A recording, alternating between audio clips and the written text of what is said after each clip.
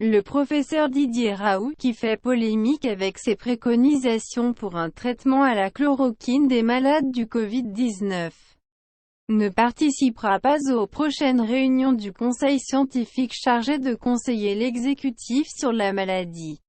Il ne correspond pas à ce que je pense devoir être un conseil stratégique, explique-t-il dans une vidéo postée par l'Institut hospitalo-universitaire IHU Méditerranée Infection qu'il dirige et relayé par un compte Twitter certifié à son nom.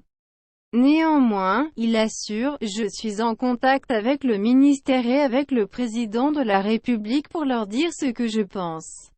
Je reste en contact avec eux directement. Il ne s'agit pas pour autant d'une démission. » Didier Raoult n'a pas démissionné du conseil scientifique.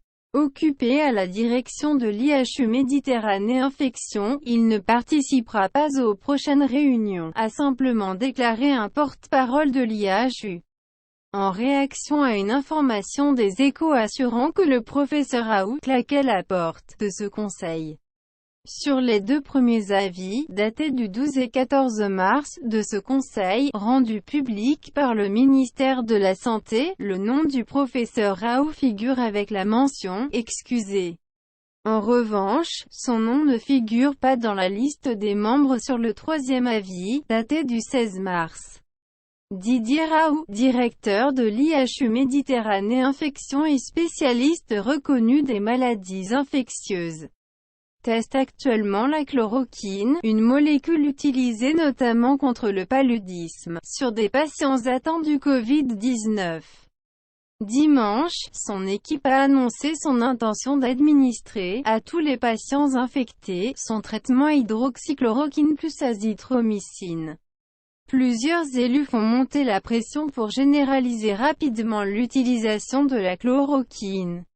Quant à Donald Trump, il en a vanté les mérites à plusieurs reprises. Vidéo. Coronavirus, Trump assure que la chloroquine pourrait changer la donne. Le ministre de la Santé, Olivier Véran, a indiqué lundi qu'il s'apprêtait à autoriser le traitement par hydroxychloroquine mais uniquement pour les formes gravées dans un cadre hospitalier, sur décision collégiale des médecins, et a promis un arrêté sur le sujet. En l'absence de toute donnée probante, il est en revanche exclu de le prescrire dans la population générale ou pour des cas non sévères.